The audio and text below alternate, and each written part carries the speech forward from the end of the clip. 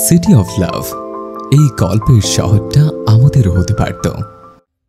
দারোয়ান আঙ্কেল, আমরা কোথায় যাচ্ছি? পার্কে যাচ্ছ খুকি? তোমার পার্কে যেতে খুব ভালো লাগে, তাই না খুকি? হ্যাঁ আঙ্কেল। খুশিতে লাফিয়ে ওঠে 7 বছরের বয়সী ঝিনুক। তুমি খুব ভালো লাগে আঙ্কেল, কিন্তু আমার আব্বু একদম পচা, সবসময় আমাকে বকে। আমার না খুব ভয় লাগে আব্বুকে দেখলে। বাসায় কেউ আদর করে না আমাকে। মন খারাপ করে বলে ঝিনুক।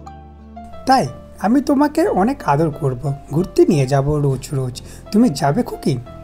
হ্যাঁ যাব, কিন্তু আব্বু যদি জানে তবে আমাকে খুব মারবে আঙ্কেল। কাশেমের হাত টেনে ধরে দাঁড়িয়ে পড়ে ঝিনুক। আব্বু জানবে না, তুমি কি বলে দেবে? না আঙ্কেল, কোনো দিনও না। মাথা নাড়িয়ে বলে, এই তো ভালো খুকি, এই নাও চকলেট। চকলেট? তুমি জানো আঙ্কেল, চকলেট আমার খুব পছন্দ। আব্বু মুক্তাপুকে এনে দেয়, কিন্তু আমাকে দেয় না। চকলেট খেতে খেতে বলে ঝিনুক। আমি তোমাকে প্রতিদিন চকলেট দেব, তবে কেউ যেন না জানে।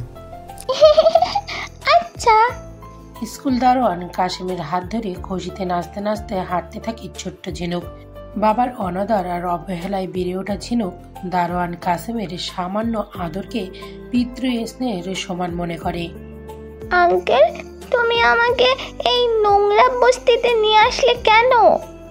মুখটা মলিন করে বলে ছোট্ট ঝিনুক। আরো চকলেট চাই না তোমার খুকি? হ্যাঁ চাই। তবে ওই যে ঘর, ওইখানে যেতে হবে। আঙ্কেল, আমার ঘুম পাচ্ছে, আমি বাসায় যাব আঙ্কেল। আম্মু আমাকে খুঁজবে। যাব খুকি যাব, চকলেটগুলো নিয়ে আসি আগে, তারপর তুমি আমার কোলে আসো। ঝিনুককে কোলে তুলে ঘাড়ে মাথা শুয়ে দেয় কাসেম। বাবা, এনেছি আমি। এনেছিস? বসা ওকে। ও তো ঘুমিয়ে পড়েছে বাবা। দাঁড়া। বিড়বিড় করে মন্ত্র ফোঁকে পানি ছিটিয়ে দেয় তান্ত্রিক বাবা অজ্ঞান হওয়া ঝিনুকের মুখে। চোখ খুলে সামনে উদ্ভট বেয়ে এসে লোককে দেখে আটকে ওঠে ঝিনুক।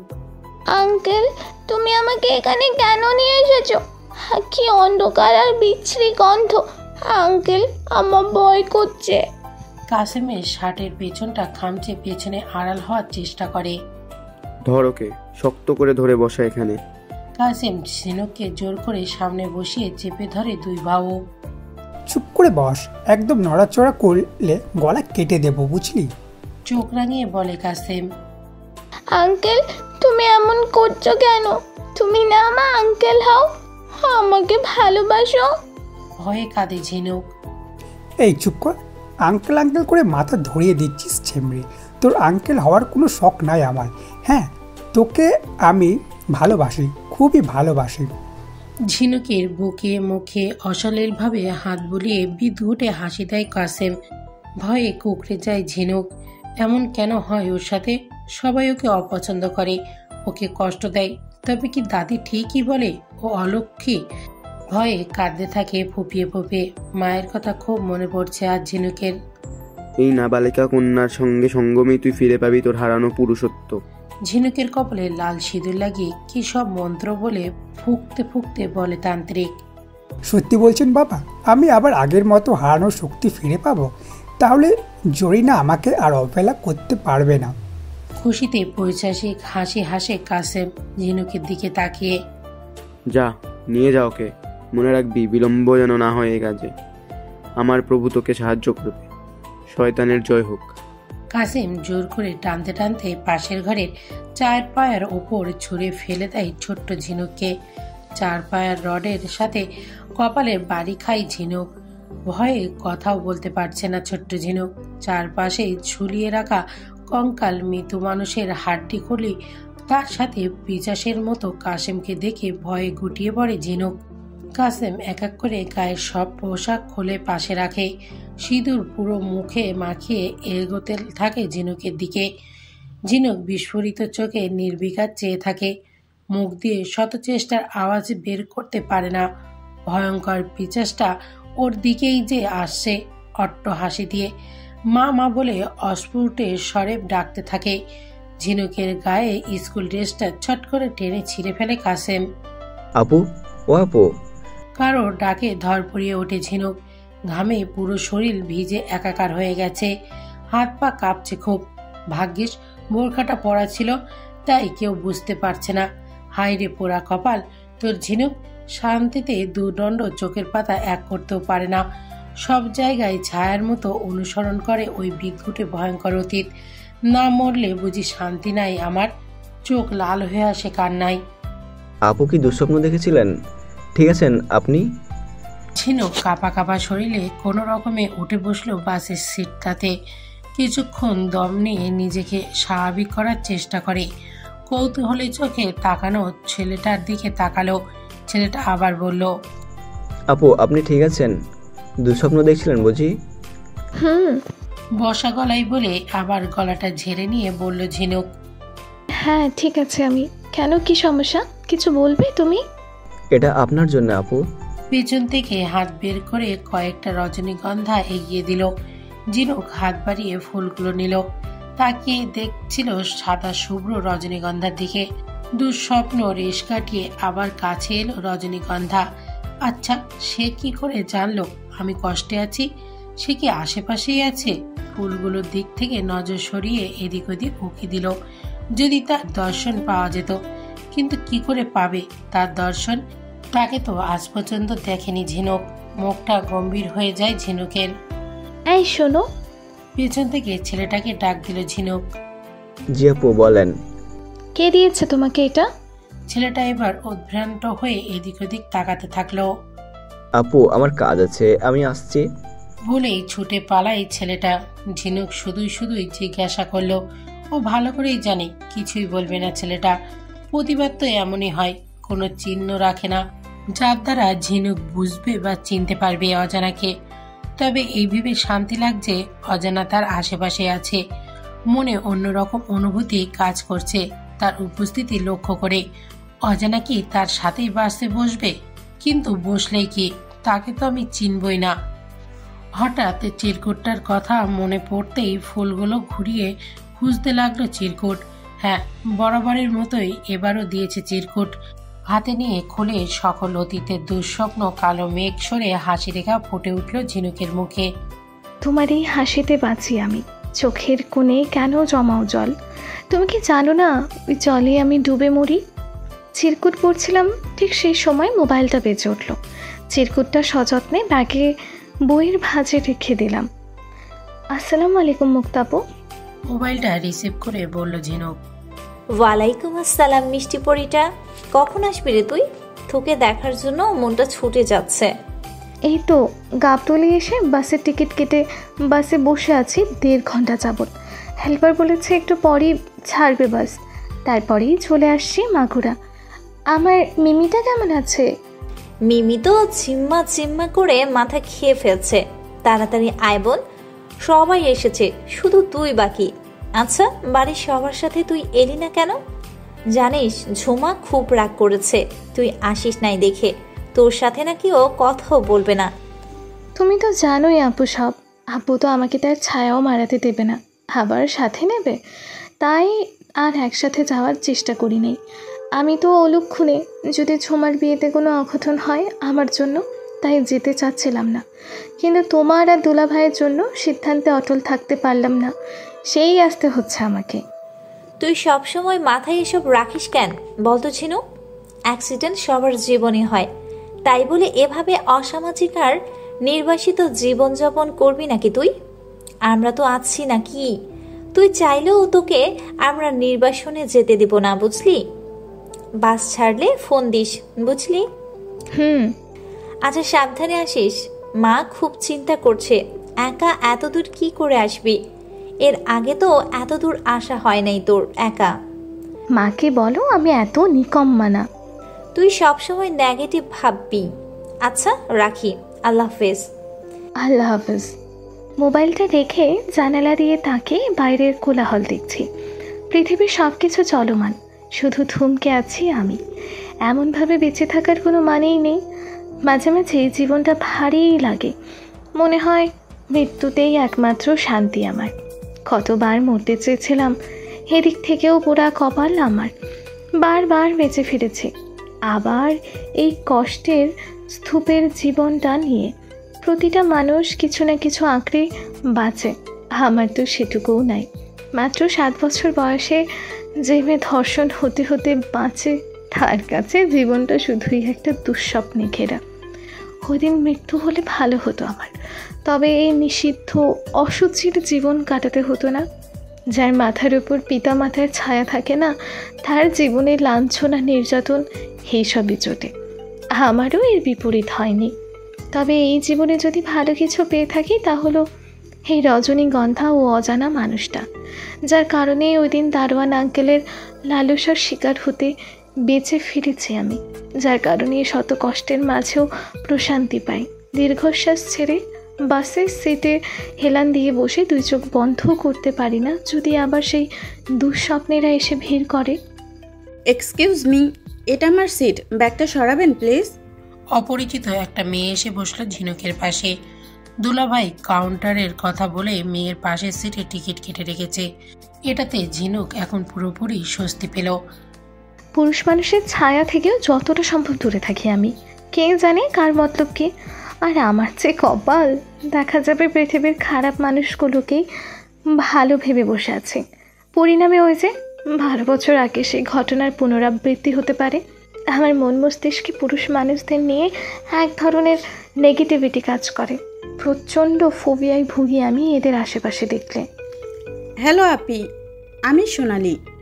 পাশের সিটের মেয়েটা হাত বাড়িয়ে কুশল বিনিময় করলো। আসসালামু আলাইকুম আপু, আমি ঝিনুক।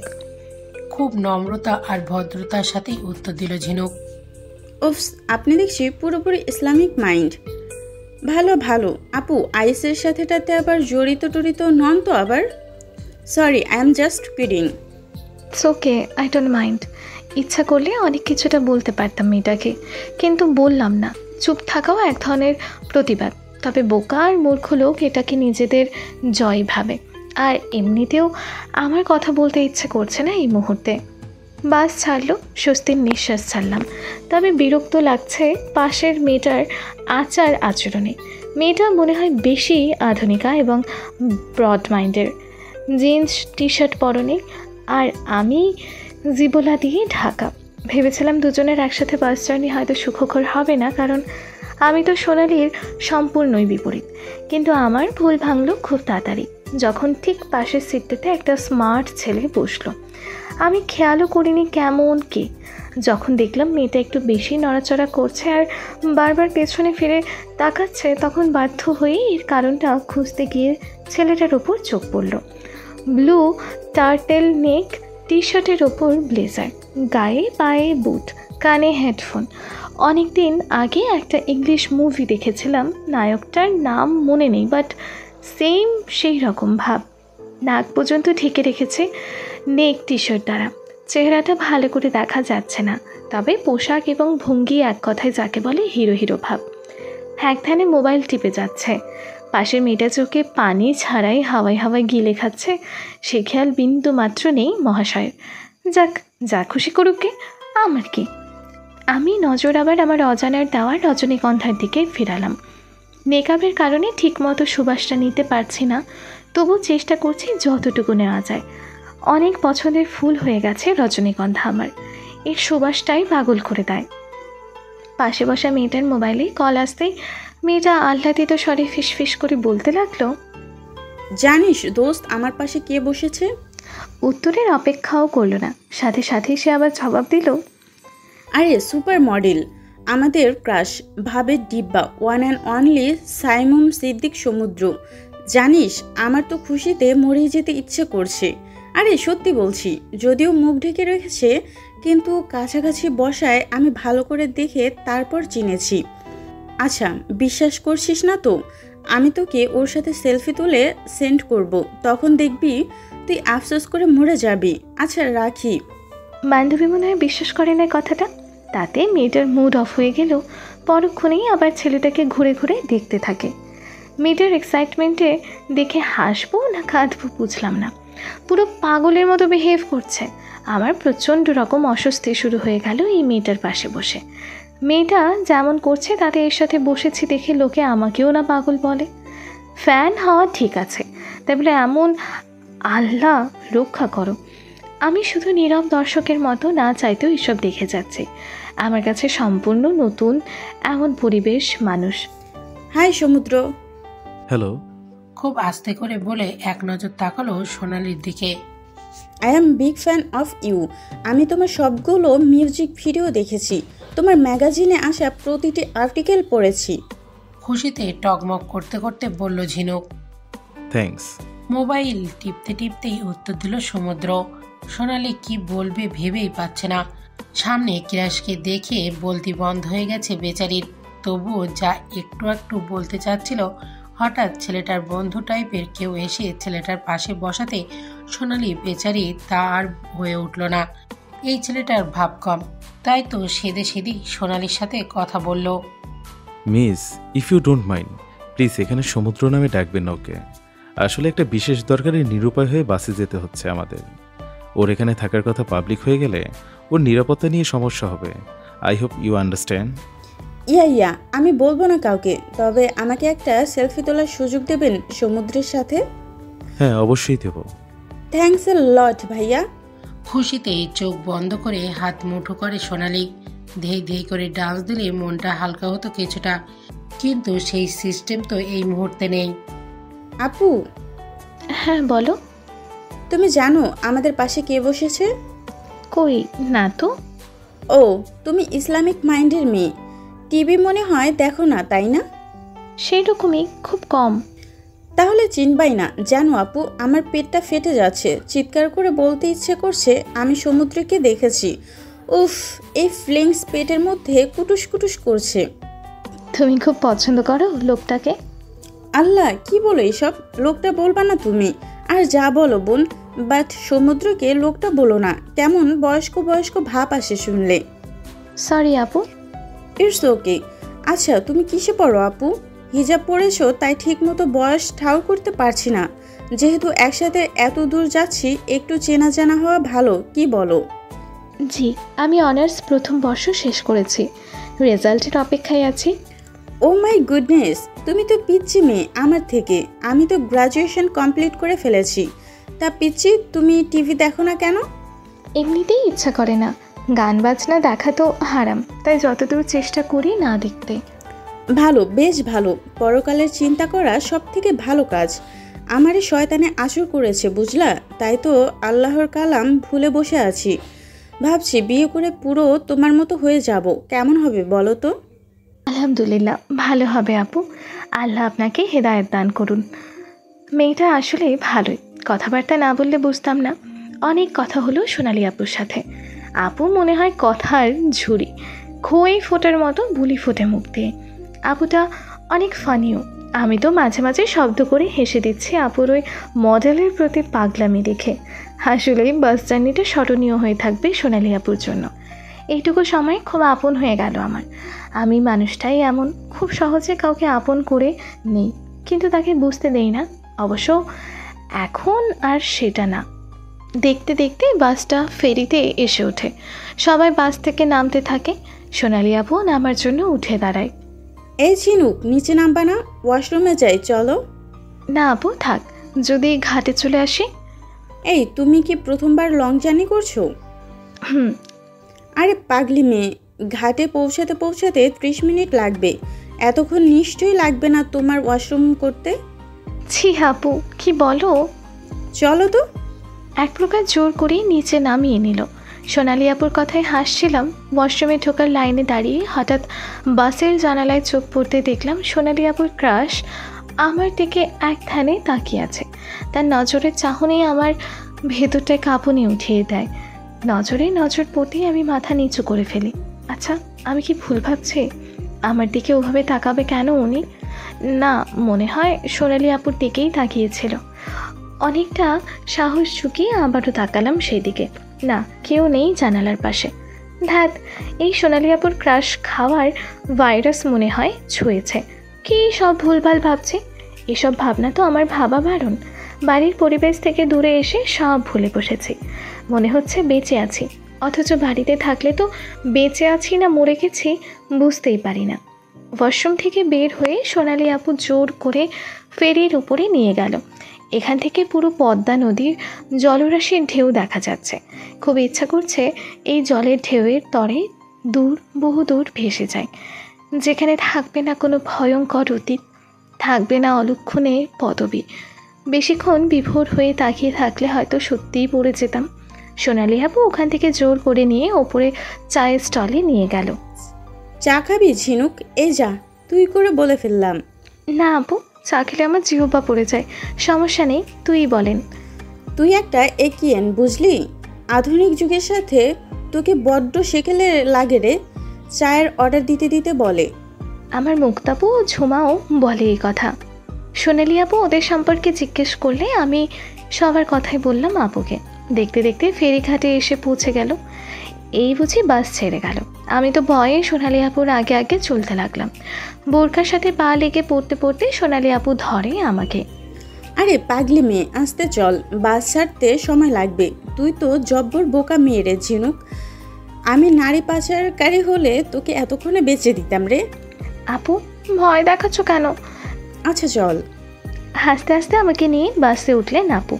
বাসে উঠতে বাস স্টার্ট দিয়ে দেওয়ায় তাল সামলাতে না পেরে পড়ে যাচ্ছিলাম হুড়মুড় করে। ঠিক তখনই সামনে বসা সোনালি আপুর ক্রাশ আমাকে তার দুহাত দিয়ে পড়া থেকে ঠেকালো তো ঠেকালো, আমার পেটের ওপর হাত দিয়ে আমাকে নিচে পড়া থেকে বাঁচালো। আমি তো জমে ফ্রিজড হয়ে গেলাম। না পারছি সরতে আর না পারছি উঠতে। কষ্টে দুঃখে এই বাসের নিচে চাপা পড়ে মরে যেতে ইচ্ছা করছে আমার। সোনালি আপু সবার তাকানো দেখে আমাকে তাড়াতাড়ি সরিয়ে এনে সিটে বসালো। আমি তো পেটে বোরখার ওপর ইচ্ছা মতো হাত দিয়ে মুছতে লাগলাম। পেটটা কেটেই ফেলতে ইচ্ছা করছে ওই লোকটার স্পর্শ পেয়ে। কেন স্পর্শ করলো লোকটা? পড়ে তো মরে যেতাম না? মরে গেলে যেতাম, তার কি? লোকটার ওপর অনেক রাগ হচ্ছে আমার। নিজের পোকা পোকা চলাফেরার ওপর ধিক্কার দিলাম। দু চোখ দিয়ে অনবরত জল গড়িয়ে পড়ছে আমার। প্রচণ্ড অপমানিত বোধ করছি এই মুহূর্তে। এমন করছিস কেন রে বোন? এটা একটা অ্যাক্সিডেন্ট মাত্র। কান্না বন্ধ কর ঝিনুক, সবাই দেখছে কি ভাববে বল। ঝিনুক ঠোঁট চেপে কান্না দমানোর চেষ্টা করলো। ছেলেটার স্পর্শের কথা মনে পড়লেই শরীরের ভিতর শিরশির করছে, ছিঁড়ে ফেলতে ইচ্ছা করছে এই জায়গাটা। অ্যাক্সিডেন্টলি একটু টাচই তো করেছে রে, তাতে এত কাছিস? তোর জায়গায় অন্য কেউ থাকলে 1 মাস গোসল করতো না, টাচের স্থান ধুয়ে যাবে। তাই ওকে এক নজর দেখার জন্য মেয়েদের ঘুম হারাম হয় জানিস। আর তার শোয়া পেতে তুই এমন করছিস। আমি হলে তো কোলে বসে পড়তাম খুশিতে। আচ্ছা কাঁদিস না, শোন, মনে কর আমি তোর জায়গায় ছিলাম আর সমুদ্র আমাকে টাচ করেছে, ব্যাস হয়ে গেল। আহা আহা, ভাবতেই কি শান্তি। উফ, দেখ, তাই ভাবা যায় নাকি? আর তুমি এত সমুদ্র সমুদ্র করছো কেন? ব্যাটা আস্ত খাবিস একটা। আমি পড়ে গেলে যেতাম, তা তো ওই ব্যাটার কি? ইচ্ছা করে মেয়ে মানুষ শোয়ার ফন্দি ফিকির করে। আল্লাহ, তবা তবা, কি বলে এই পিচ্চি? এই পিচ্চি মেয়ে, তুই কি জানিস এই সমুদ্রের প্রেমে লাখো মেয়ে খুশি খুশি ডুবে মরতে চাইবে, আর তুই আবার ব্যাটা বললি কেন? ঠোঁট ফুলিয়ে মুখ গোমরা করে বলে সোনালি। 100 বার 1000 বার বলবো, এটা ব্যাটা, এইটার 14 গোষ্ঠী ব্যাটা। ব্যাটা লুচ্চা একটা আমাকে কেন ধরলো? আমার ইচ্ছা করছে তোমার সমুদ্রের আঙুলগুলো নিয়ে মট মট করে চিবিয়ে খাই। তো খাও সমুদ্র। আপনি?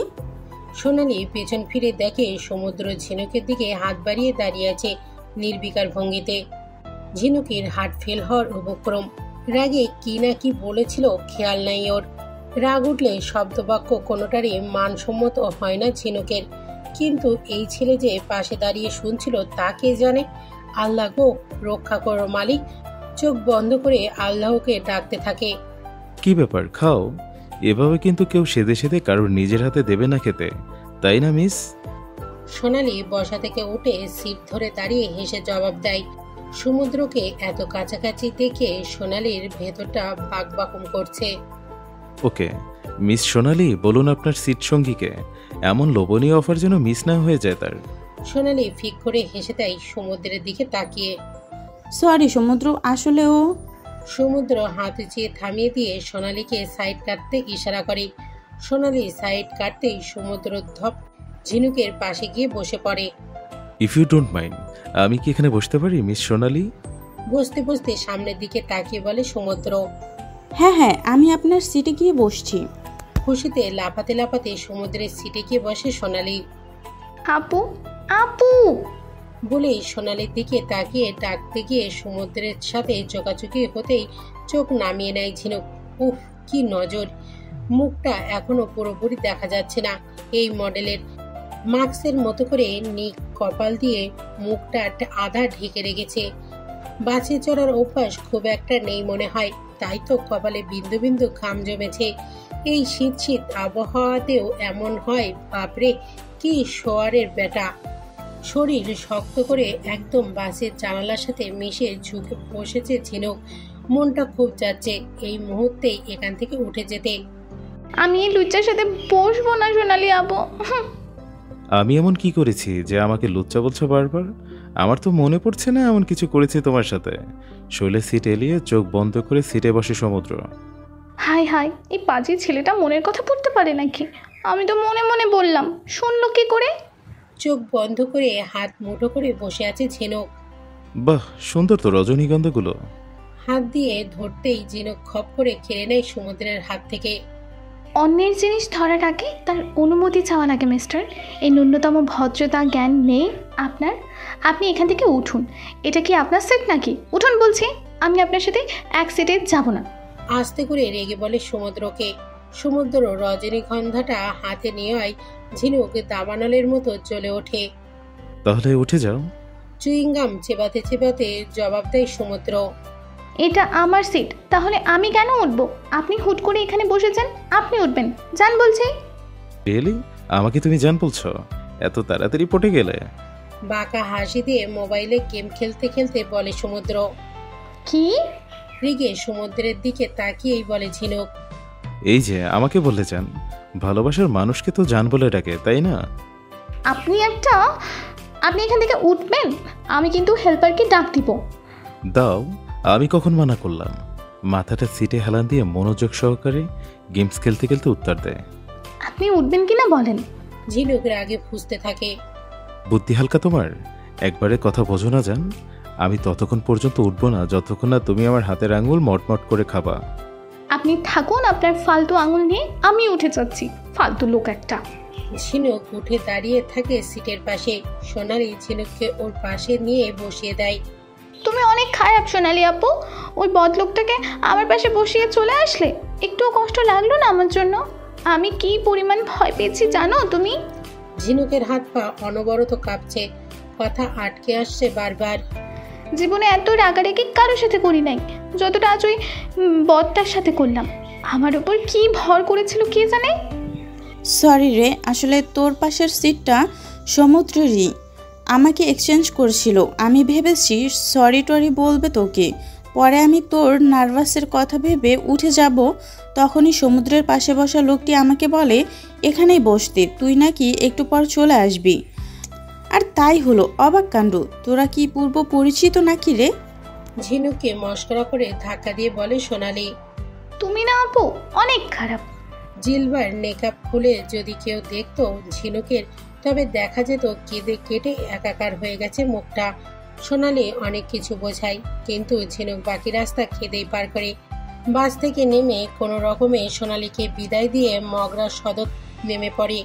এখান থেকে বাসে করে গ্রামে রওনা হয়। বাড়িতে পৌঁছাতে পৌঁছাতে বিকেল গড়িয়ে যায়। ও যে এসেছে এই নিয়ে বাড়িতে কারোর আমেজ নেই, শুধু ওর বোন আর মাই মনে হয় খুশি হয়েছে ওর এখানে আসায়।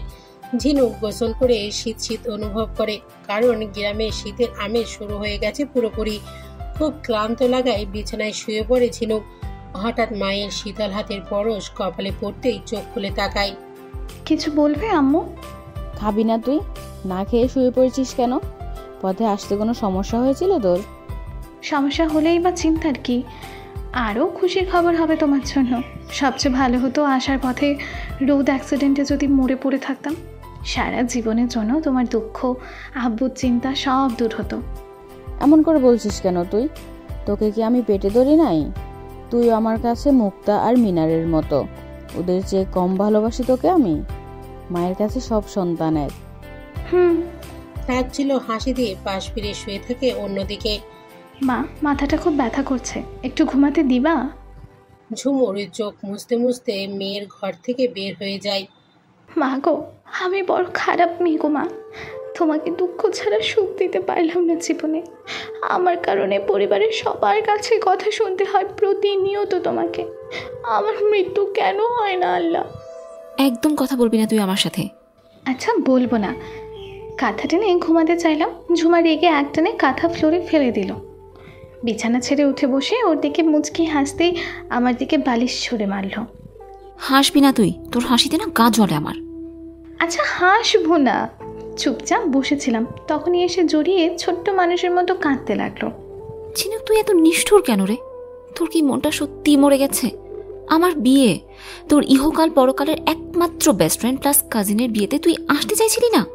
আমার কি কষ্ট হচ্ছিল এটা ভেবে, তুই তুই জানিস আমি তো ডিসিশন নিয়েছিলাম যে সারার বিয়েই করবো না তোকে ছাড়া। যা মিথ্যক, অভিকে পেয়ে তোর আর কারো কথা মনে আছে নাকি? আবার বলছিস তোর পেয়ারকে ছেড়ে দিতি শুধুমাত্র আমার জন্য? চল ছুটি। বিশ্বাস তোর কসম। আমার এত মিথ্যা কসম কাটিস না যে দিনে 100 বার দেখবি খুব তাড়াতাড়ি আমি ফুল হয়ে যাব। চুলের খোপা করতে করতে বলল ঝিনুক। তোকে ফুল হতে দিলে তো তোর ঠ্যাং ধরে আবার নামিয়ে নিয়ে আসবো না আমি। সত্যি রে ঝিনুক, তোকে আমি কত মিস করেছি তুই না বুঝবি না। তুই কাউকে যেদিন খুব ভালোবাসবি অথচ কাছে পাবি না, তখন বুঝবি আমার কষ্ট। আমার অত বুঝে কাজ নেই। অভিভাইয়ের কি খবর? বেচারা কি ঠিক আছে তোর চালায়? আমার তো চিন্তা হয় বেচারা তোর বাচ্চা আমি কিভাবে সইবে। আরে ওই ব্যাটা আমাকে কি সহ্য করবে? আমি তো এটাকে সহ্য করছি। ব্যাটার রস ছাড়া আম একটা, ভেতরে কোনো রোম্যান্টিকতা নেই। সব সময় শুধু বাস্তবতা আর বাস্তবতা। তার মনে মনে প্ল্যান করছি, বুঝেছিস ঝিনুক? কিসের প্ল্যান? আরে আমাকে বহুত জ্বালিয়েছে এত বছর, বিয়ের পর না সব সুদে আসলে উসুল করব, জীবনটা তেজপাতা করে ছাড়বো। কচু করবা তুমি? অভিভাই একটু কাছে এসে তোমাকে একটা চুম্মা দিলে তুমি দুনিয়া ভুলে খেয়ে ফেলবা, আবার তার জীবনে তেজপাতা করবি? ঠিক বলেছিস রে। এই জন্যই তো তুই আমার মিষ্টি মিষ্টি অয়েস্টার সস। কাছে আয় অয়েস্টার সস, তোকে একটা কিসি দেই। দূরে গিয়ে মর তুই, তোর কিস তুই খা আর তোর অভিকে দে, আমার লাগবে না ভাই। আর কতবার বলেছি আমাকে ওয়েস্টার সস বলবি না শয়তান্নি। শোন শোন না জানো। বল, শুনছি। আজকে কে এসেছিল তোর বাসে? কে আসবে? অর্ক ভাইয়া, তোর বাসেই ছিল সে, তুই কি জানিস? অর্ক ভাইয়া? কি বলিস? কই আমি তো দেখলাম না। অর্কের নাম শুনে পুরো বুকের ভেতর ধুকপোকানি অনুভব করলাম আমি। কেউ জানে না অর্কের জন্য গোপন দুর্বলতা আছে আমার সেই ছোটোবেলা থেকেই। অর্ক নামটা শুনলেই অন্যরকম অনুভূতি লাগে আমার। কিন্তু ঝুমা এসব কি বলছে? তুই গাধি, দেখবি কি করে? ভাইয়া তো নিজেকে আড়াল করে তোকে শুধু দেখেছে। অভি আমাকে বলেছে সব। আমার কিন্তু এবার পাক্কা সন্দেহ হচ্ছে তোর অচেনা অর্ক ভাই হবে। সর, কি যাতা বলছিস? আমার মতো মেয়েকে সব জিনিস শুনে উনি ভালোবাসতে যাবেন কেন? আমি তো ওনার নখেরও যোগ্য না। এসব তোর মনের ভ্রান্ত ধারণা, বুঝলি? আচ্ছা দাঁড়া, আমি একটা প্লেট ভরে তোর আর আমার জন্য খাবার নিয়ে আসি। আজ দুজনে একসাথে খাবার খাবো, তারপর রাতে একসাথে শুয়ে জমিয়ে গল্প করব। আমি খাবো না ঝুমা। ওই তুই চুপ কর, তুই খাবি তোর ভূতেও খাবি, বুঝলি? চুপচাপ মুখ হাত ধুয়ে এসে বিছানায় বস, আমি খাবার নিয়ে এলাম বলে। ঝুমা ঝিনুককে ওয়াশরুমে ঢুকে দিয়ে নিজের হাতে খাবার বেড়ে নিয়ে আসে। ঝিনুক ওয়াশরুম থেকে বের হয়ে এসে দেখে বিছানার ওপর কাপড় বিছিয়ে তার উপর ভাতের প্লেট, মুরগির তরকারি, পাতলা ডাল, শাক ভাজি, লেবু, গুঁড়া মাছের চচ্চড়ি, পাশে একটা বড় বাটিতে কয়েক রকমের পিঠা। এত কিছু কে খাবে? দুদিন পর তোর বিয়ে রে ঝুমা, এখন কম টম খা, এতে করে শরীর ফিট থাকবে, ব্রাইডাল লুক সুন্দর হবে। আরে রাখ তোর ব্রাইডাল লুক, আমি এমনিতেই সুন্দর আর ফিটেস্ট। আর এগুলো তো কমই আনলাম। আমি জানি তুই রাতে বেশি খেতে পারবি না, তাই বেছে বেছে হালকাগুলোই নিয়ে এসেছি। খাওয়া শেষে পিঠা খেতে খেতে জমিয়ে গল্প করব। পিঠা খেতে খেতে গল্প? এ আবার কেমন গল্প বলা রে বইন? তুই পেঁচাল কম পার, তাড়াতাড়ি খেতে শুরু কর। আহ কি টেস্ট! ডাল ভাতের সাথে মুরগি আর একটু লেবুর রস, অমৃত, বুঝলি অয়েস্টার? ধুর, চিকেন একদম পছন্দ না আমার। আমি বরং শাক ভাজি আর চচ্চড়ি দিয়েই খাই, শেষে একটু ডাল নেবুনে। আমি এসেছি নিরামিষ, মাঝে মাঝে অমৃত লাগে রে ঝুমা। তা তো লাগবেই। নিরামিষের স্বাদ কেবল নিরামিষই বুঝে। আমি হচ্ছি মাংসাশী, ভালগার জিনিসই ভালো লাগে আমার কাছে। মুরগির হাড্ডি ভঙ্গি করে চিবোতে চিবোতে বলল ঝুমা। হ, ভালো হয়েছে আমি নিরামিষ, তোর মধ্যে লুচো টাইপ মেয়ে হওয়ার শখ নাই আমার। আর একটা কথা বলবি না খাওয়ার সময়, চুপচাপ করে খেতে দে বললাম। ঝিনুকের চোখ রাঙানিতে ঝুমা কথা বাড়াতে গিয়েও থেমে যায়। এই মেয়েটা এত নিরামিষ, উফ। ভাত খেতে খেতে চোখ কুচকে তাকাই ঝুমা ঝিনুকের দিকে। রাতে শুয়ে দুই কাজিন অনেক গল্প করলাম। অভি করতে করতে ঝুমা মুখে ফেনা তুলে ফেলেছে, আর যখনই দেখছে আমি বিরক্ত হচ্ছি তখনই অর্কের নাম নিয়ে আমার মুখটা লাজুক করে দিচ্ছে। অর্ক ঝুমার খালাতো ভাই, ও আব্বুর বন্ধুর ছেলে। ঢাকায় প্রতিবেশী হওয়ার সুবাদে আমাদের বাসায় প্রায় আসা যাওয়া তার। আমার থেকে গুনে গুনে 5 বছরের বড়, আর সেই কারণে অর্ক নামের পাশে ভাইয়া যুক্ত করে ডাকতে হয় তাকে। স্কুল কলেজ সবখানে সিনিয়র হিসেবে তাকে সব সময় সমীহ করতাম। অর্ক অভি এরা ক্লাসমেট, বেস্ট ফ্রেন্ড এবং প্রতিবেশী। বিয়েতে দুদিক দিয়ে ইনভাইটেড অর্ক ভাই। মেধাবী ভদ্র ক্যাটাগরির গৃহপালিত ছেলে অর্ক। এলাকার সবার প্রিয় পাত্র হবু ইঞ্জিনিয়ার সাহেব। দেখতে আহামরি সুন্দর না, হ্যাংলা গরনের শ্যামবর্ণের ছেলেটা যখন চশমার ফ্রেমের ফাঁক দিয়ে তাকায় অসম্ভব সুন্দর লাগে দেখতে। গ্যাস দাঁতের কারণেই তার হাসিটা হৃদয় হরা মরে যায়। এত কেন যে তাকে ভালো লাগে আমার আমি জানি না, তবে এটা ঠিক ভালোবাসা না, ভালো লাগা মাত্র আমার কাছে। ভালোবাসা তো আমার অজানা, যাকে না দেখেই মন উজাড় করে বসে আছি। আচ্ছা, ঝুমার ধারণা কি সত্যি? অর্ক ভাইয়া কি সেই? না না, কিসব ভাবছে? এই অর্ক ভাইয়া আমাকে দৈত্য সত্তায় ভোগাচ্ছে। এসব ভাবতে ভাবতে ঘুমিয়ে গেলাম দুজনেই। এই গাধি দুইটা, এখনো নাক ডেকে ঘুমাচ্ছিস? ওঠ। এই ঝুমা, ঝুমা। মুক্তাপু, ঘুমোতে দাও না। ঝুমা ঘুমের ঝোঁকে কথাটা বলে কাঁথাটা টেনে আবার ঘুমিয়ে যায়। এই ওঠ ঝুমা, অভিদের বাসা থেকে হলুদের তত্ত্ব আসবে, সে হুঁশ নাই তোর। ঘুমা। তুই পড়ে পড়ে অভির সাথে তোর আর বিয়ে হলো না, বুঝলি? আল্লাহ, কি বলো মুক্তাপু এসব? আমি তাহলে মরে যাব তো। মরবি কেন? ঘুমা তুই, তোর বিয়ে করার লাগবে না। ওই আপু, এমনি বইলো না গো, বিয়ে না করলে আমি বাঁচবো না। আমার সারা জীবনের স্বপ্ন আমি বিয়ে করব। আজ যখন স্বপ্ন পূরণ হচ্ছে তুমি এগুলো কি বলো? আমি ঘুমাবো না আপু, আমার 14 গোষ্ঠীর কেউই ঘুমাবে না। তবুও এমন কথা বইলো না গো মুক্তাপু। ঢং করিস না ঝুমা, একটা থাপ্পড় লাগাবো সকাল সকাল নাটক শুরু করলে। যা গিয়ে ফ্রেশ হয়ে রেডি হয়ে নে, ওরা সকাল 11টার মধ্যে চলে আসবে। আর 5টা মিনিট ঘুমিয়ে তারপর যাই আপু। দাঁত বের করে হাসি দিয়ে বলে ঝুমা। একটা থাপ্পড় দিয়ে তোকে ওয়াশরুমে পাঠিয়ে দেব, বদমে। যা বলছি। যাচ্ছি। শান্তি মতো একটু ঘুমোতেও দেয় না। একবার যাই শ্বশুর বাড়ি, আর আসবো না তোমাদের এই পচা বাড়িতে। খালি নিয়ম নীতির দুনিয়ার যন্ত্রণা। নাক ফুলিয়ে ওয়াশরুমে ঢুকতে ঢুকতে বলে ঝুমা। তুই শুয়ে থাক ঝিনুক আর কিছুক্ষণ, কাল জার্নি করে এসেছিস, এত সকালে উঠে কি করবি? না আপু, আর ঘুমাবো না। এমনিতেও ফজরের নামাজ পড়ে চোখ বন্ধ করেছিলাম বিছানায়। গ্রামের ভোরটা খুব সুন্দর, ঘুমিয়ে থেকে মিস করতে চাই না এই সৌন্দর্য। মিমি কি উঠেছে আপু? না, ও এখনো ঘুমোচ্ছে। তুই আমার সাথে কলপারে চল, হাত মুখ ধুয়ে চা মুড়ি খাবি। চলো। সকাল সকাল বাড়িতে তোড়জোড় শুরু হয়ে গেছে রান্না বান্না ঘর গোছানো নিয়ে। আমি আপুর সাথে চা খেয়ে ঘর গোছাতে লেগে পড়লাম। একটু পর মিমি ঝিম্মা করতে করতে ছুটে আসলো। প্রিয় ভাগ্নিটাকে নিয়ে দুষ্টুমি করতে লাগলাম ঘর গোছানোর ফাঁকে। রান্না গোছানো সব প্রায় শেষ। এদিকে ঝুমাও শাড়ি টাড়ি পরে বসে আছে ফিটফাট হয়ে। ও নার্ভাস ফিল করতে পারে ভেবে আমি ওর আর মিমি ওর পাশে বসে রইলাম। এই ঝিনুক, আমার না কেমন কেমন জানি লাগছে। কেমন লাগছে? আরে বুঝলে তো বলতামই এক্স্যাক্টলি কেমন লাগছে, বাট বুঝতে পারছি না তো। হাত পা কাঁপছে রে। জিম্মা, ঝুম্মা ভয় পাচ্ছে কেন? মিমি ঝুমার কাঁপাকাঁপির কথা শুনে ঝিনুককে প্রশ্ন করে। অভি নামক একটা ভূতের পরিবারের ভয়ে তোমার ঝুম্মা ভয় পাচ্ছে। ওরা কি ঘাড় মোটকে খাবে ঝুম্মার? হ্যাঁ, মটমট করেছে বিয়ে খাবে। এই তোরা আস্তে আস্তে হাস, অভির বাড়ির থেকে লোক চলে এসছে, এত জোরে করে হাসলে মন্দ বলবে। কে কে এসেছে রুবিনা ফুপি? ঝুমা প্রশ্ন করে। ছেলের চাচাতো মামাতো ভাই বোন 3 জন আর বন্ধুর সাথে অর্কও এসছে। অভি আসে নাই? ঝুমা মুখ কালো করে বলে, ছাগল মিয়া, নিজের বিয়ের তত্ত্ব কেউ নিজে নিজে নিয়ে আসে শ্বশুরবাড়িতে? বিয়ের আগেই এত জামাই জামাই করিস না তো, অসহ্য লাগে। তো কি করব, জীবনে জামাই ছাড়া আছে কি? আমারও তো জামাই আছে। তুমিও তো রাত দিন মোবারক মোবারক বলে ফুপার নাম জপতে থাকো। কই, আমি কি কিছু বলেছি? ফাজিল মেয়ে। ফুপি চোখ রাঙিয়ে বের হয়ে যায় রুম থেকে।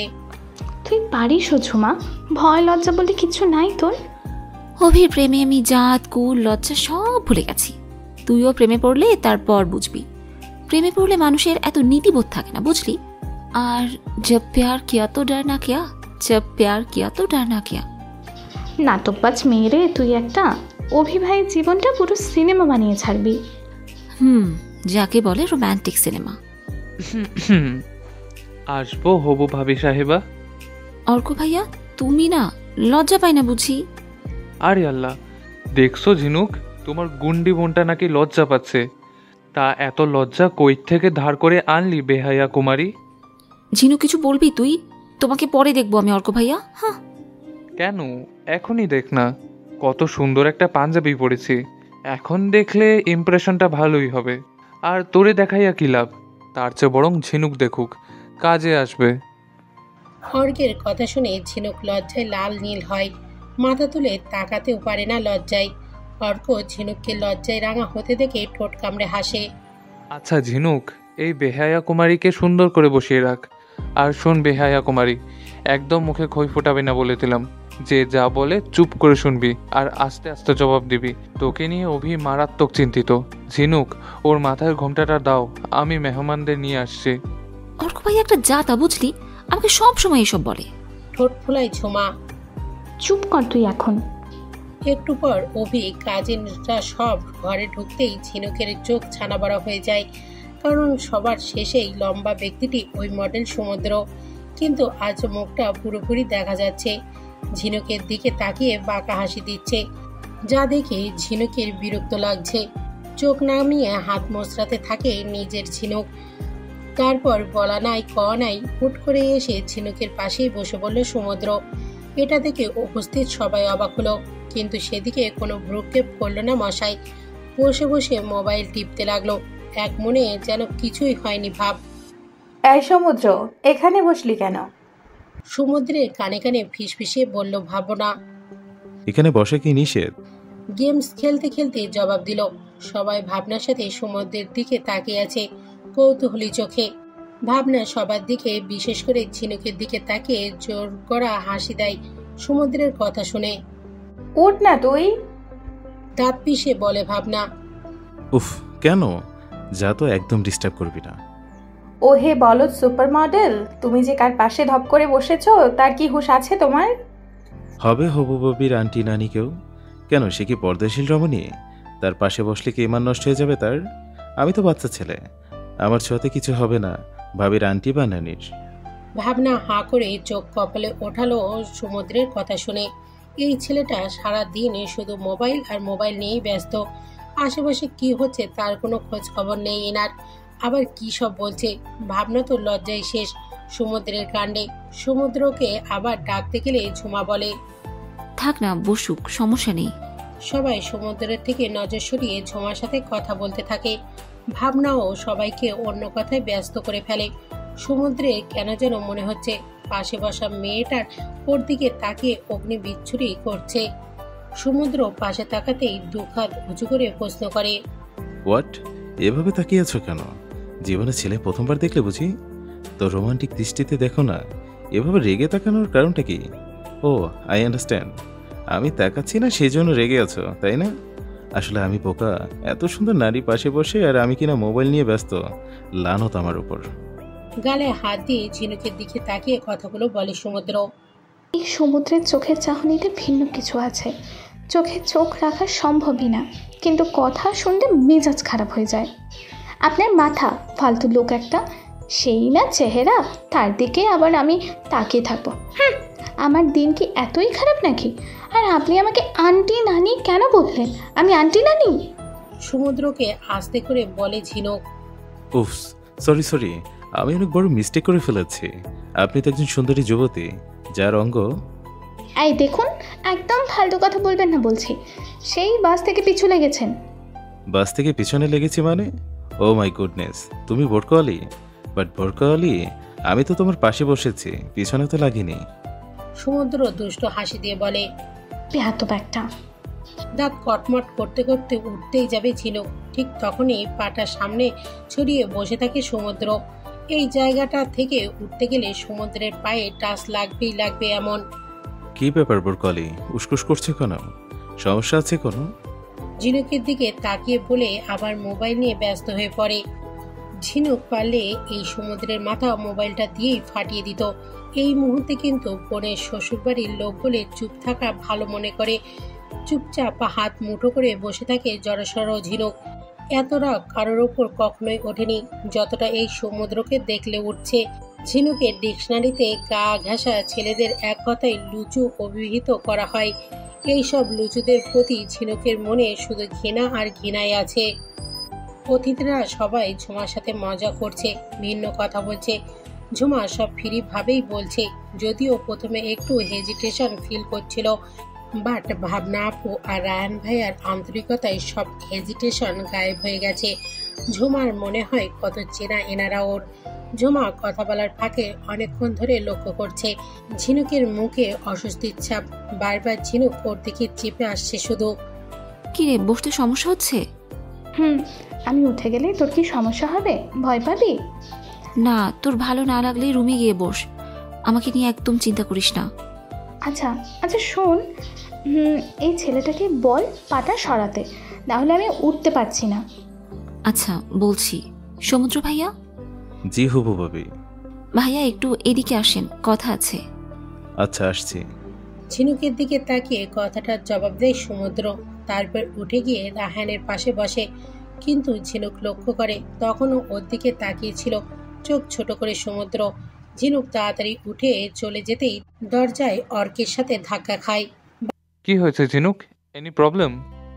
না অর্ক ভাইয়া, কিছুই না, সরি। আরে পাগলি মেয়ে, সরি বলা লাগবে না। হেসে জবাব দিল অর্ক ভাইয়া। আমি চলে যাচ্ছিলাম, তখনই অর্ক ভাইয়া পেছন থেকে আবারও ডাকলো। শোনো ঝিনুক। জি ভাইয়া বলেন। একটু কথা ছিল তোমার সাথে। বলেন ভাইয়া। এখানে না, একটু পর আমি তোমার রুমে আসছি, ঠিক আছে? জি ভাইয়া। আচ্ছা যাও তাহলে, আরে দেখে শুনে যেও, না হয় পরে ব্যথা পাবে। আচ্ছা ভাইয়া। মাথা নিচু করে লাজুক হাসি দিয়ে চলে আসলাম নিজের রুমে, কিন্তু মনের মধ্যে কুটকুট করছে কি বলতে চাই অর্ক ভাইয়া এই প্রশ্নে। বাইরে কি হচ্ছে জানি না, চুপচাপ ঘরে এসে শুয়ে থাকলাম, কখন যে ঘুমিয়ে গেছিলাম মনে নেই। ঝিনুক? অর্ক ঝিনুকের রুমে এসে দেখে ঝিনুক ঘুমাচ্ছে। অনেকক্ষণ দাঁড়িয়ে দু চোখ ভরে ঝিনুককে দেখে অর্ক, তারপর দরজাটা ভিড়িয়ে ঝিনুকের শিয়রে এসে বসে। বলতে পারো আর কত রজনী তোমার বিহনে কাটাতে হবে? কতবার বলতে গিয়েও তোমার সামনে বলতে পারিনি আমি ভালোবাসি ঝিনুক, প্রচণ্ড ভালোবাসি তোমাকে আমি। তুমি কি আমার মনের ভাষা বোঝো না ঝিনুক? আজ সাহস করে এলাম বলতে, আর তুমি ঘুমিয়ে গেলে। জানো, তুমি আসবে না দেখে আমিও আসতে চাইনি এখানে, কিন্তু যখনই শুনলাম তুমি আসবে সব ফেলে তোমার সাথে আসলাম, কিন্তু সাহসে কুলালো না তোমার পাশে বসে আসার।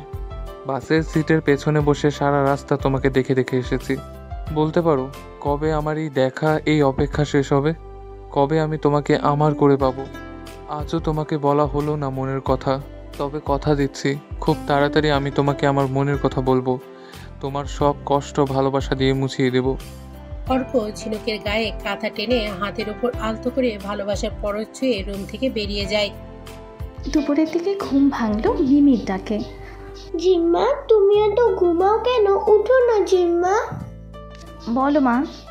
ঘুমো ঘুমো জড়ানো কণ্ঠে মিমিকে বুকের কাছে টেনে নিয়ে বলে, সবাই বাইরে মজা করছে, তুমি একলা কেন শুয়ে আছো জিম্মা? ঝিম্মার শরীর খুব ব্যথা মা, তাই শুয়ে আছি। আম্মুকে বলি ডাক্তার ডাকতে, তাহলে? না মা, এটা আমার প্রতিদিনকার সমস্যা, ডাক্তার ডাকলে কিছুই হবে না। তোমার কি খুব কষ্ট হয় জিম্মা? একটু একটু, তবে আমার মিমিমা যখন আদর করে দেয় সব কষ্ট ভয় পেয়ে পালিয়ে যায়। সত্যি? হুম, সত্যি।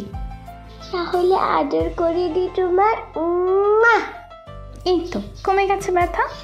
মিমির গালে আলতো করে চুমু দিয়ে বলে ঝিনুক। ঝিনুক? মুক্তা ঘরে ঢুকে বিছানায় বসে বলে, জি আপু। আব্বু ডাকছে তোকে। আসছি আমি। শোন ঝিনুক, আব্বু কিছু বললে কষ্ট পাস না প্লিজ। ও নিয়ে চিন্তা করো না আপু, ওসব আমার সয়ে গেছে, এখন আর মন খারাপ হয় না আমার। আচ্ছা তুমি যাও, আমি হাত মুখ ধুয়ে আসছি। ঝিনুক মাথায় ওড়না দিয়ে ঢেকে আব্বুর দরজার সামনে গিয়ে দরজায় টোকা দেয়। ভিতরে আসো। রিজভী আহমেদ গম্ভীর স্বরে বলে, আসসালামু আলাইকুম। তোমার মায়ের কাছে শুনলাম তুমি নাকি কাল এসেছো, তা এসেই যখন পড়েছো ভালো করে মাথায় ঢুকিয়ে নাও। এই বিয়ের বিশেষ বিশেষ সময়ে তোমাকে যেন আমি সেখানে না দেখি। তুমি তো জানোই তুমি অলক্ষণে মেয়ে, নিজের কালো ছায়া বোনের সংসারে নিশ্চয়ই ফেলতে চাইবে না। আর একটা কথা, পরপক্ষের কারো সাথে কোনো কথা না বললেই খুশি হব। তোমার ব্যবহারে তারা যদি সামান্য পরিমাণ কষ্টও পায়, আমি ভুলে যাব তুমি আমার মেয়ে। বুঝেছো তুমি? জি বুঝেছি। ঝিনুক স্থির দৃষ্টিতে নিচের দিকে তাকিয়ে জবাব দেয়, খুব বলতে ইচ্ছা করে আব্বুকে। আব্বু, আমি যে আপনার মেয়ে, এটা কি মনে রেখেছেন কখনো আপনি? কিন্তু বলে না ঝিনুক। আব্বু কেন, কারোর উপরই কোনো অভিমান অভিযোগ নেই আর ওর। যাও তুমি, তোমাকে বেশিক্ষণ চোখে সহ্য হয় না আমার। চশমাটা চোখে দিয়ে আবার টিভি দেখায় মনোযোগ দেয় রিজভী সাহেব। ঝিনুক চুপচাপ আব্বুর রুম থেকে বেরিয়ে আসতেই দরজার পাশে মাকে কাঁদতে দেখে। তাচ্ছিল্য হাসি দিয়ে মায়ের চোখের জল দু হাতে মুছে নিচের রুমে চলে আসে ঝিনুক। দরজা বন্ধ করে নীরবে চোখের জল ফেলে। উপরে চলন্ত বিদ্যুতের পাখার দিকে তাকিয়ে থাকে নির্বিকার। আচ্ছা, এখন যদি মহাপাপটা করে ফেলি, মুক্তি কি পাওয়া যাবে এই রোজকার তিক্ত জীবন থেকে? কিন্তু আমার রব যে নারাজ হবে। না থাক, রবের জন্যই বাঁচি যতদিন পারি। ও আমার মালিক, আর পারছি না আমি। মুক্তি চাই, এবার আমি মালিক, মুক্তি চাই, তোমার কাছে যেতে চাই আমি। আচ্ছা আল্লাহ, মালিক তুমিও কি ঘৃণা করো আমাকে সবার মতো? তোমারও কি মনে হয় আমি অলক্ষণে হওয়াটা যে কত কষ্টের চুরি কাউকে বোঝাতে পারতাম? আমি চাই না এই অলক্ষণে জীবন আমার রব। আকাশের দিকে তাকিয়ে মনে মনে বলে আল্লাহকে। ঝিনুক দু চোখের জলে। 2 দিন কেটে যায় গ্রামে ঝিনুকের। আজ গায়ে হলুদ ঝুমুর, বাড়ি সুন্দর করে সাজানো হয়েছে। সবাই হলুদ শাড়ি পরেছে, শুধু ঝিনুক কালো সালোয়ার কামিজ পরে দরজায় হেলান দিয়ে দাঁড়িয়ে আছে। স্টেজে বসানো হয়েছে ঝুমাকে। সবাই গিয়ে গায়ে হলুদ দিচ্ছে, মিষ্টি মুখ করাচ্ছে। ঝুমা কয়েকবার ডেকে পাঠানো সত্ত্বেও ঝিনুক যায় না স্টেজে। ঝিনুক ভালো করেই মনে রেখেছে আব্বুর কথা, বাবার কথা মরে গেলেও অমান্য করবে না ঝিনুক। সন্ধ্যার গানের আয়োজন করা হলো বাড়িতে, যদিও এতে বাড়ির বড়রা কেউ নেই, কারণ তারা সবাই শহরে গেছে এক আত্মীয়ের বাড়ি। শুধু ভাইয়া ভাবি আর আবুদুল্লা ভাইরা আছে। অবির বাড়ি বেশি দূর না হয় অবিসহ ওর কয়েকজন বন্ধু আসলো হলুদ সন্ধ্যার এই সুযোগে। সন্ধ্যাকার ঘরে ঝিনুক জানালায় হেলান দিয়ে বাইরে আমেজ উৎসব দেখছে। সবাই কত খুশি, এটা দেখেই ঝিনুক খুশি হয়। ঝুমার অবির হাতে মাথা হেলান দিয়ে বসে আছে। মেয়েটা বড্ড ভালোবাসে অবিকে। কত বকা মার সহ্য করে আজ অবিকে পেল ও। হঠাৎ বাইরে থেকে কারোর গানের আওয়াজ থমকে যায় ঝিনুক। এই গানের লাইনগুলো শুধু ওর অজানাই। ওকে বলে রজনীগন্ধার সাথে চিরকুটে লিখে যখন ওর খুব মন খারাপ হয়। ওই ঝিনুক ফোটা সাগর বেলা, আমার ইচ্ছে করে আমি মন ভেজাবো ঢেউয়ের মেলা, তোমার হাতটি ধরে। দরজা সে কখন থেকে টানছি, কিন্তু খুলছেই না দরজা। হলোটা কি? দরজা খুলবে না কেন? মুক্তাপু, মিমি, কেউ দরজাটা খুলে দাও না। কেউ খোলো না দরজা প্লিজ, আমার অজানা চলে যাবে। কেউ আমাকে বেরোতে দাও একটিবার। কয়েকবার দরজা ধাক্কানোর পরেও এলো না কেউ, কারণ মিউজিক এত লাউড চলছে যে এখন কেউ এসে ফোন করে গেলেও বাড়ির লোক টের পাবে না। কিন্তু দরজার বাইরে থেকে আটকে দিল কে? ঝিনুক কাঁদতে কাঁদতে ফ্লোরে বসে পড়ে। কিন্তু কেউ খোলে না দরজা। বেশ কিছুক্ষণ পর কেউ দরজা খুলতেই ঝিনুক উঠে দাঁড়ায়। দরজা একটু ফাঁক হতেই ঝিনুক হাত দিয়ে টেনে দরজা খুলে কোনো কিছু লক্ষ্য না করে মিউজিক পার্টির আসরে পাগলের মতো ছুটে যায়। এই ঝিনুক দাঁড়া, শোন ঝিনুক। মুক্তা ঝিনুকের পিছু পিছু দৌড়াতে দৌড়াতে বলে। ঝিনুক হলুদের মিউজিক পার্টিতে এসে হাঁপিয়ে হাঁপিয়ে দিক বেদিক ছুটতে থাকে। অজানা, অজানা, কোথায় তুমি? সামনে এসো প্লিজ, একটিবার সামনে এসো। সেই 7 বছর বয়স থেকে তোমাকে দেখার জন্য এই দু চোখ আমার ক্ষয় হয়ে যাচ্ছে। তুমি কেন দৌড়ে দৌড়ে থাকো? কেন আমার কাছে আসো না? একটিবার আমাকে দেখা দাও। সবাই মিউজিক বন্ধ করে অবাক হয়ে ঝিনুকের দিকে তাকিয়ে আছে। এই ঝিনুক, কি হয়েছে? এমন করছিস কেন? দেখ সবাই কিভাবে তাকিয়ে আছে তোর দিকে। চল এখান থেকে। ঝুমা ঝিনুককে টেনে নিয়ে যায়। ঝুমা, ঝুমা, তুই তো এখানেই ছিলি তাই না? হ্যাঁ ছিলাম। কেন? অজানা কি তুই দেখেছিস না? বল। কি যাতা বলছিস? অজানা এখানে কি করে আসবে? তুই ঘরে চল আমার সাথে। হ্যাঁ, অজানা এখানে। একটু আগে যে গানটা গাইলো সেই আমার অজানা। কইও, বল না ঝুমা, বল প্লিজ। চিৎকার করে পাগলের মতো কাঁদতে কাঁদতে বলে। মুক্তাপু, দেখো ঝিনুক কেমন করছে। ঝিনুক তুই চুপ কর। এই ঝিনুক, কি পাগলামি করছিস? দেখ তোর গায়ে ওড়নাটা পর্যন্ত নাই, সবাই তাকিয়ে আছে। কি অজানা, কি বলছিস এসব? আপু, অজানা। হেসকি টেনে কেঁদে বলতে বলতে অজ্ঞান হয়ে যায় ঝিনুক। এই ঝিনুক, ঝিনুক রে কথা বল। আসাদ ডাক্তারকে ডাকো। ঝিনুক কথা বল না। মুক্তা আর ঝুমা কাঁদতে থাকে। ভিড় ঠেলে সমুদ্র ছুটে এসে ঝিনুককে কোলে তুলে হাঁটা দেয়। মুক্তা ঝিনুকের বোনের জন্য কাঁদতে কাঁদতে দিশেহারা হয়ে যায়। ওরাও সমুদ্রের পিছু নেয়। সমুদ্র ঝিনুককে বিছানায় শুয়ে দেয়। কেউ যদি দেখতো খেয়াল করে সমুদ্রকে, তবে দেখতে পেত ওর রজনীগন্ধার জন্য সমুদ্রের চোখে নোনা জলের বিন্দু বিন্দু অশ্রু বয়ে যায় সবার অলক্ষ্যে। সবাইকে ঘরে ঢুকতে দেখে সমুদ্র এক কোণে দাঁড়িয়ে পড়ে বিছানার পাশ ছেড়ে। ঝুমা, ঝিনুকের মুখে পানি ছিটা দাও। এই নাও। অভি আমার বোন। ঝুমা কাঁদতে থাকে। কিচ্ছু হবে না ওর। আচ্ছা তুমি সরো, আমি দেখছি। বোনের অজ্ঞান হয়ে যাওয়া দেখে দুই বোনের চিন্তা ও ভয়ে হাত পা অবশ হয়ে যাওয়ার উপক্রম। অভি ঝিনুকের পাশে বসে চোখ মুখে কয়েক ফোঁটা পানি ছিটা দিতেই ঝিনুক চোখ পিটপিট করে তাকায়। ফ্যাল ফ্যাল করে চারিদিকে তাকাতেই এক কোণে দাঁড়িয়ে সমুদ্র চোখের চাহনিতে আটকে যায় নজর। লাল হয়ে আছে দু চোখ, অদ্ভুত চাহনি। কি যেন বলতে চাই ওই দুটি চোখ, কিন্তু কি কিছু বোঝার আগেই সমুদ্র রুম থেকে বের হয়ে যায় মাথা নিচু করে। ঝিনুক, তুই ঠিক আছিস তো? মুক্তা ঝিনুককে জড়িয়ে ধরে প্রশ্ন করে। আপু, আমি ঠিক আছি। ঝিনুক মাথা নিচু করে তাকিয়ে বলে। ঝুমা, ওর পাশে বস, আমি আসছি। আচ্ছা আপু। ঝুমা ঝিনুককে ধরে কাঁদতে থাকে। তুই তো ভয় পাইয়ে দিয়েছিলে শালিকা। যদি জানতাম ওই গানে তুই পাগল হয়ে যাবে, তবে সমুদ্রকে কখনো বলতাম না গানটা গাইতে। আচ্ছা, অজানাটা কে গো? অভিকে চোখ রাঙিয়ে চুপ করতে বলে ঝুমা। অভি ইশারায় সরি বলে। আচ্ছা শালিকা, তুমি রেস্ট নাও, আমরা তাহলে আসি। ঝুমা, এদিকে আসো না। তুমি গিয়ে বাইরে বসো, আমি আসছি। অভি বাইরে চলে গেল। ঝুমা, তুই কাঁদছিস কেন? তো কি করব, নাচবো? তুই না খুবই খারাপ বুঝলি। নিজে কাঁদিয়ে বলিস যে কাঁদছি কেন। আর একটু হলে জানটা বের হয়ে যেত আমার ভয়ে। সরি রে, মাফ করে দে। কিন্তু কি করবো বল, অজানার চিরকুটে লেখা ওই গানগুলো শুনে মাথা নষ্ট হয়ে গিয়েছিল। ভেবেছিলাম ও কাঁদছে। ছুটে যাইতেই দরজা বন্ধ পেলাম। জানিস সুমা, আমি ভেবেছিলাম আজ মনে হয় মরেই যাব। আমি যে অজানাকে ভালোবেসে ফেলেছি রে খুব। ওকে একটিবার দেখার নেশা আমাকে উন্মাদ করে দেয়। কিন্তু গানটা তো সমুদ্র ভাইয়া গাচ্ছিল, তবে কি? জানি না রে। অভি ভাইয়া যে বললো তোরা ওকে রিকোয়েস্ট করে গানটা গাইয়েছিস। আচ্ছা, ও কি নিজের ইচ্ছায় গানটা গেয়েছে? না তো, ভাবনাপু ওকে ওই লাইনগুলো গাইতে বলেছে। ভাবনাপুর নাকি খুব পছন্দ সমুদ্রের কণ্ঠের গান, বিশেষ করে ওই লাইনগুলো। আমি কি সমুদ্র বা অভিকে এ নিয়ে কিছু জিজ্ঞেস করব? না রে, শুধু শুধু কথা পারবে। এমনিতেই আপু অজানার কথা জেনে গেছে। আমিও কেন যে এমন উন্মাদ হয়ে যাচ্ছে অজানার জন্য বুঝতে পারছি না। সব প্রেমের ভাইরাস, বুঝেছিস? প্রেম বড় মারাত্মক রোগ, একবার ধরলে পাগল করে ছাড়ে। জাত কুল মান সব ভুলে যায় মানুষ, কোনো ন্যায় নীতির পরোয়া করে না তখন।